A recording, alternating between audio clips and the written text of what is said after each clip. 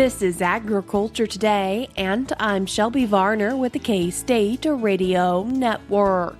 Jenny Ifft, Flinchbaugh Agricultural Policy Chair at K-State, takes two segments to discuss changes in crop insurance and additional coverage options that producers can take into account. She explains what is different after the One Big Beautiful Bill Act and what a few of the trade-offs are for the many considerations.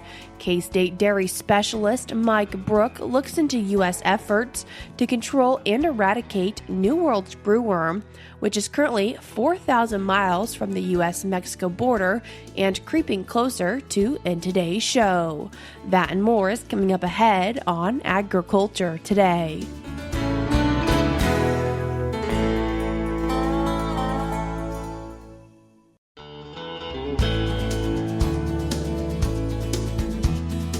You're tuned in to Agriculture Today, and we start our Tuesday show discussing crop insurance with K-State Flinchbaugh Agricultural Policy Chair, Jenny Ifft. Jenny, thanks for joining us today. Thanks for having me. Jenny, for crop insurance, is there an upcoming deadline? Yeah, it's the September 30th deadline, so this is the deadline for fall planted crops, so wheat and other small grains. There's also one deadline for corn and soybean producers that I'd like to talk about briefly, but for the most part, they have a little bit more time to figure out some of these policy changes before they have to make most of their decisions. And Jenny, crop insurance usually a helpful protection for growers, and where are we looking financially, economically for growers? Yeah. On the wheat side, these are tough times. This is a low margin period, and probably worse for some producers. So we don't know everything yet. So crop insurance is still in price discovery. So that crop insurance price that's used to set your guarantee, that's not going to be finalized until September 15th. But what we're looking at right now is about, I think it's $5.65 per bushel, and that's lower than last year. Last year it was $5.90. So we're looking at a lower price in that crop insurance guarantee. I talked to my colleague Greg Eibendal, who does our crop budgets and looks a lot at farm expenses. And what he told me is he said fertilizer prices have been increasing all year. And he said anhydrous might well be $800 per ton or higher by late fall. So there's still some unknowns, but everything we know right now is that if you look at current prices and current expenses, those budgets, those sort of profit margins for wheat growers are going to probably be tighter than last year, which, they were already pretty tight last year. Are there some payments that could potentially be kind of added on when we think about crop insurance or an additional payment? Absolutely. The other part of that is that, we've seen large government payments over the last year, depending on where you are to a degree. But first, we had the economic assistance payments, and those have mostly gone out. Those were for sort of the low prices or the low profit margin environment in 24. Those were paid out this year, and I think those went out pretty quickly. You also had disaster payments, Supplemental Disaster Relief Program. I think I got the acronym right. They keep making new ones. But these were those disaster payments that went out to cover 23 and 25. And, there was, especially in 23, a lot of drought, a lot of crop insurance indemnity. So if you had an underlying indemnity, wheat growers should have gotten extra payment on top of that for 23 or 24. And those are still, a lot of those have come out in the past few weeks. So there has been a help, and there was the changes to the PLC price loss coverage with the One Big Beautiful Bill Act. I'm going to say OB3 going on because it's easier to say. So those OB3 increase the PLC payment rates effectively. And if our current price forecasts hold, that's always a big if, but if those price forecasts hold, you'd be looking at payments of $30 to $50 an acre, give or take. That's the magnitude in October or November of 2026. There's also talk of another round of something like economic assistance payments for this year, but that's still going through the political process, so you can use that information how you want to, I suppose. There's still some uncertainty there, but there's talk about doing that. Have we seen any other major changes? On the crop insurance side, definitely. So with OB3, there were some I'd say bigger changes and some more modest changes, but generally making crop insurance more attractive and more affordable for producers. So first of all, if you have beginning farmers in your operation, the crop insurance costs should go down substantially for them. So I'm not going to get into the detail here, but again, if you have those beginning operators, that's something to talk to your crop insurance agents about the new definitions and what that looks like. The bill also had called for changes to the increases in the premium subsidy for producers selecting basic or optional units for their crop insurance policy.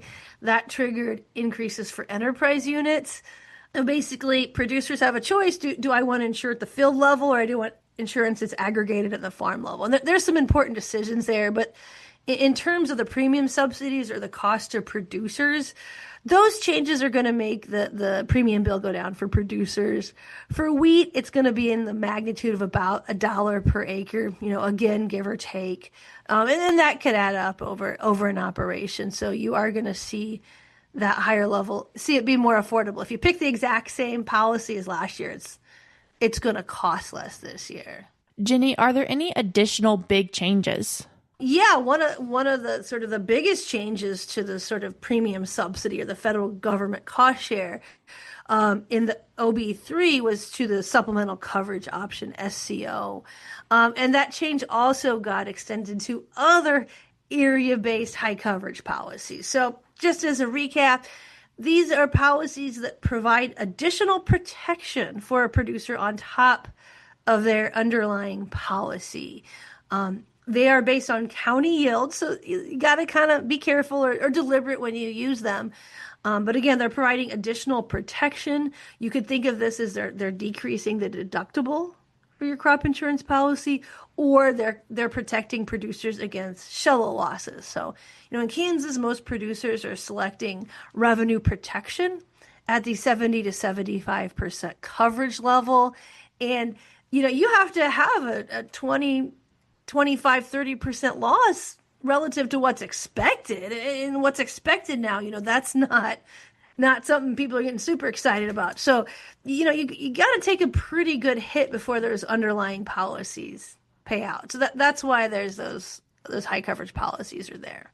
So just because they do a crop insurance program doesn't mean they're going to get a payout?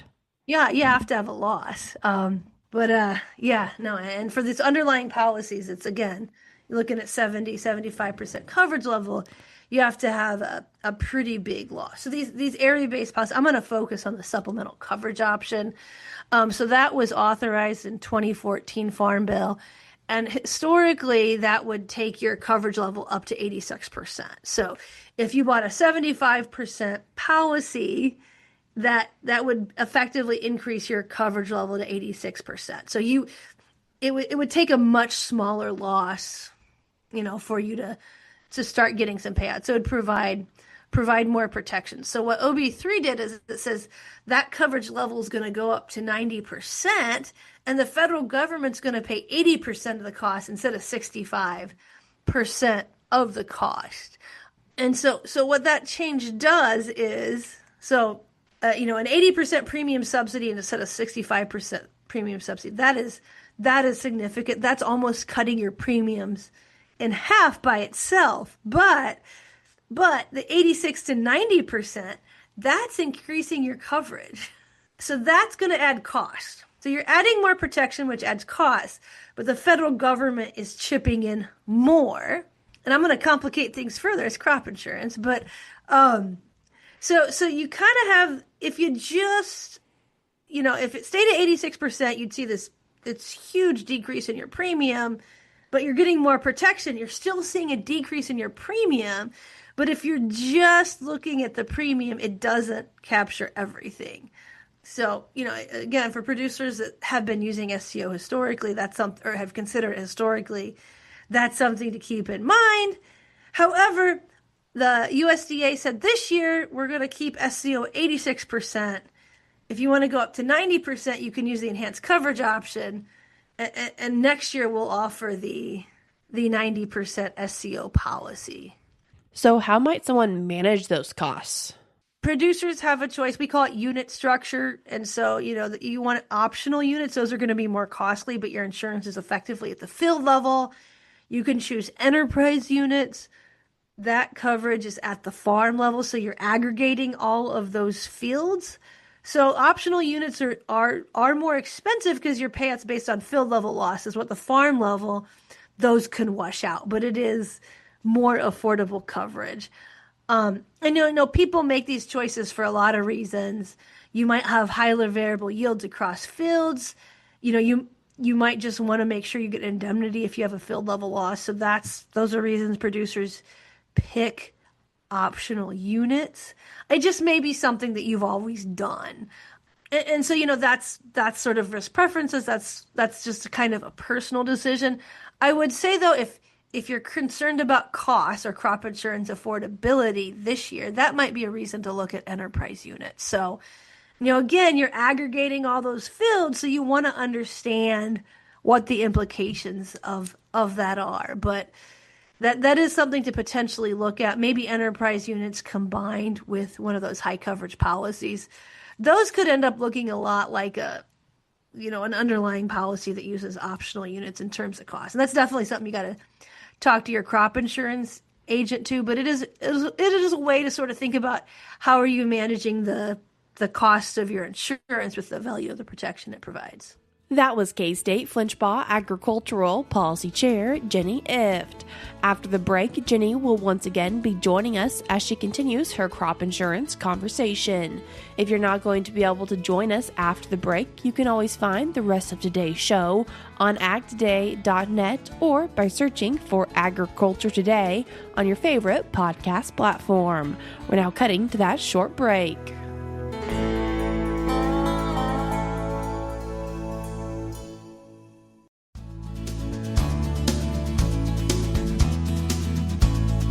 You're tuned back into Agriculture Today, and we continue our show and conversation with K-State Flinchbaugh Agricultural Policy Chair Jenny Ifft. Jenny, in our last segment, you shared a lot of information. So as we're thinking just about SEO, what does it mean for Kansas farmers and ranchers or someone who's dealing with crop insurance? Right. So we did look at this because we wanted to really understand, okay, the federal government's putting in more, but ultimately this policy is going to have a higher coverage level. So we kind of wanted to see how those two things play out over time. And what we found, and we looked at wheat because we wanted to get this information on wheat out for the wheat growers as well as corn and soybeans, is that sort of the net indemnities over time are going to be 60 to 70% higher. Now the dollar amount's going to depend on what the value of your underlying crop is. But a pretty sizable increase in payouts. Again, those are going to come in low revenue years for most producers. So we have some maps and a report on AgManager.info that explains how we do that. But the bottom line is it is a substantial value for producers that you will miss if you just look at the premiums. You've shared quite a few things that sound like positives, but is there anything of concern or maybe a negative when it comes to things like this? I would say, yes, there are definitely trade-offs with this SEO or any of these area-based plans. So it's something, especially if you're just getting started, I'm going to say proceed with caution and know what you're getting into. So the first part is it's area-based. It's based on the county. So you have to be comfortable with that. So the county does well, you don't get a payout. The county does poorly, you could get a payout. So it might not always match an individual producer's experience. So that's something you need to understand. We have a yield correlation tool on AgManager.info. So if it's something you're really worried about, you can use this tool to go in and enter your farm yields and see how closely they match to the county. So that's something, go in with your eyes wide open. The other issue is the cost. It is more affordable for sure, but in some cases it could still double a producer's premium bill. So you could see that there's still potentially going to be some sticker shock, and that is just the case with high coverage. That reflects the cost of the risk protection. That's not saying there's not sticker shock, but it does reflect that higher likelihood of payout. And also, if it wasn't county-based, the cost would be even higher. So, understanding it is going to cost more is something to be aware of. The caveat there is if you are looking at bringing your individual policy, so you have your up to an 80 or 85% coverage level, and that's going to really increase your cost. So if that's something where a producer really needs more coverage, maybe for their lender, or any other, to protect them, if they need that higher coverage and they're concerned about the cost of an 85% policy, these area-based plans, including SCO, will be a more affordable option. The other trade-off, though, is you got to be careful if there's some liquidity issues, because those payouts don't come until June. So if you're thinking about the 2024 crop year, you had a big loss, SCO or another policy triggers, you don't get that payout till the next June because they're using those county yields. So it's not, it might cause hardship for some people, but I think in a lot of cases, it's just something you gotta be aware of when you're going in there. And this is something you can talk to your crop insurance agent about it if you think it might be a fit. We've talked about supplemental coverage option, but is there another coverage option that farmers, producers might want to look into? Yeah, so one that we've had for a while, the enhanced coverage option, that's going to have the same premium subsidy. That gets you up to 95%. There's another one I do want to talk about, though, and this is going to be relevant for corn and soybean producers. Actually, not for wheat producers. It's not available for winter wheat. But this is called the margin coverage option, MCO. So you got a new acronym you have to remember, Shelby.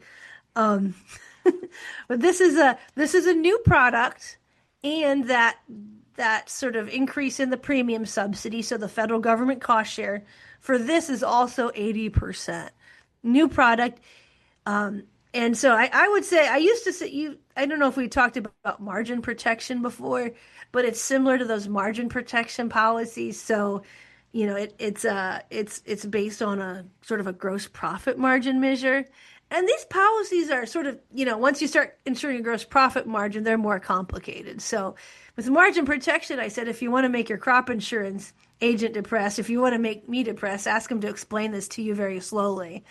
There's a bit of a learning curve. So yeah, if you're interested, definitely talk to your crop insurance agent soon. But this, effectively, it's an area-based product. It's providing additional protection on top of your underlying crop insurance guarantee. And that protection is going to take into account some costs as well as prices and yields. So in theory, it's gonna more closely match what's going on with the farm economy.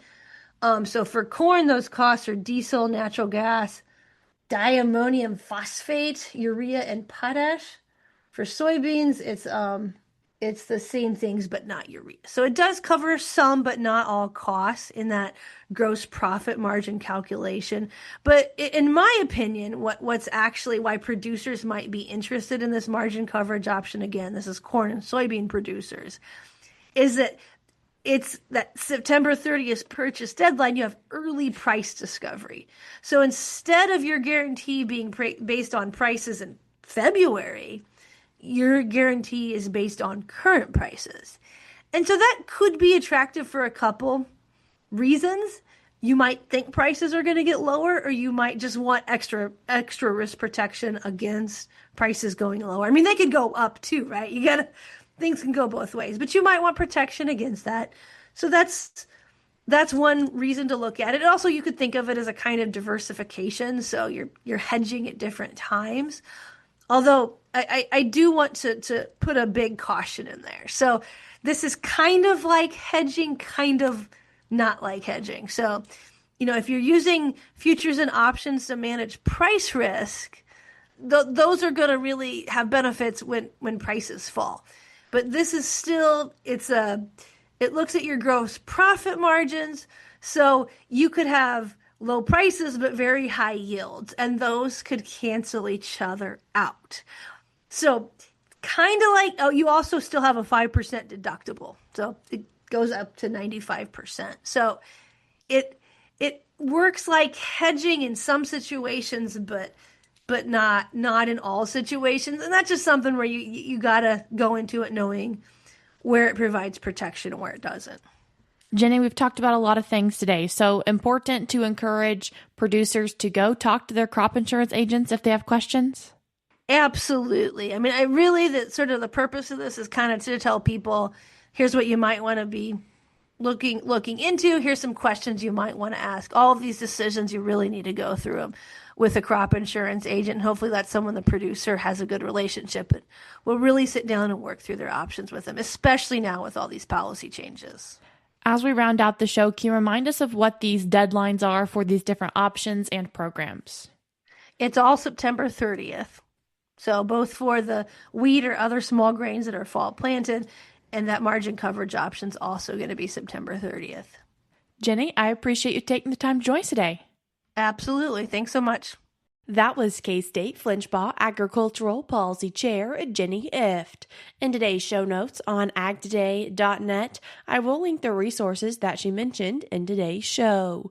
You'd also be able to find the resources by going online to AgManager.info. Again, that is AgManager.info. If you did miss the first half of this conversation in the first segment, you can find it by going online to agtoday.net or by searching for Agriculture Today on your favorite podcast platform. Before we cut to a break, we're now going to be joined by USDA's Rod Bain and research economist Carrie Lukowski as they look at USDA's latest farm income forecast, indicating several measures up from its February report. Net farm income is expected to be up from USDA's February forecast. Research economist Carrie Lukowski says the latest farm income forecast released Wednesday indicates farm income will increase in 2025 relative to 2024. And this follows declining farm income in 2023 and 2024. By the numbers, net farm income is forecasted up $52 billion with a B dollars year over year, while net farm cash income is projected to increase over $40 billion for this year. Most of the expected increase in farm income is coming from higher cash receipts from the sale of animal and animal products. And also, we expect higher payment from government programs to farmers in 2025. Also expected up, total production expenses by 2.6% in 2025. Down from the previous year, cash receipts for crop producers by almost 5% year over year. I'm Rod Bain reporting for the U.S. Department of Agriculture in Washington, D.C. We're cutting to a short break now on Agriculture Today, but when we come back, we'll be joined by K-State dairy specialist Mike Brouk.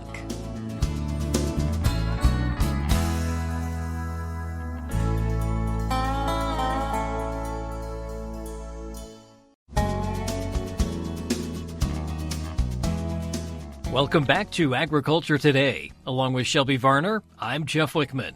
We end today's program with this week's milk lines. The New World Screwworm continues to be in the news as public health authorities have detected the first human case in the U.S. of travel-associated New World Screwworm.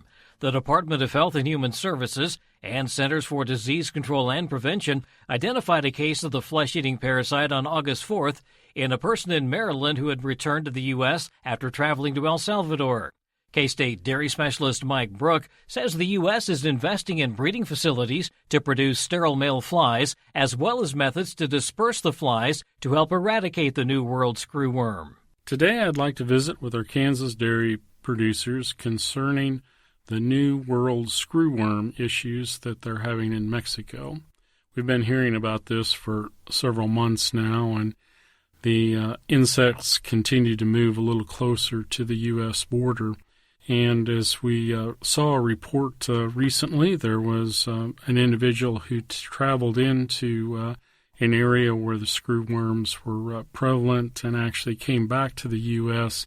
with an infected wound that did have screwworms in them. So they were able to contain this, so no great threat to us. Probably our biggest issue is what is going on in Mexico. So screwworms are not something that is new to the United States. Back in the 1950s and 60s, we had severe issues with this, and fortunately we were able to eradicate those through a control program. So we're trying to utilize that same type of technology today as we continue to fight the outbreak in Mexico. Obviously, there are many different ways you can try to combat something like this, but the way that seems to be the most effective is to breed sterile male flies and release them and overcome the natural male population so that the female screwworms, when they mate, they only mate once and then lay eggs and die.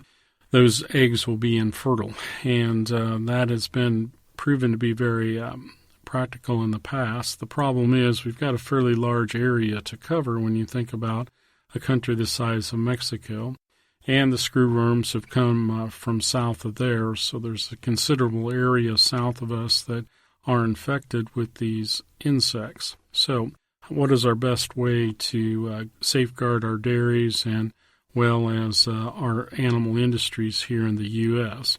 Well, the fly breeding program is a very, very important part of that, and the U.S. is investing quite a bit in both breeding facilities as well as methods to disperse those flies that are produced from that process, and we'll continue to do that. What should you do on your dairy? Well, we don't have an immediate threat. The screwworm is still about 400 miles away from the U.S.-Mexican border, so that's good news. However, over the summer, they have crept a little bit closer, so we would expect that there is a possibility that they'll even get closer in the coming months. Cold weather is actually a good thing, so we would expect that once we get to fall and early winter and get to some cooler weather, the spread will probably slow down as the flies become less active.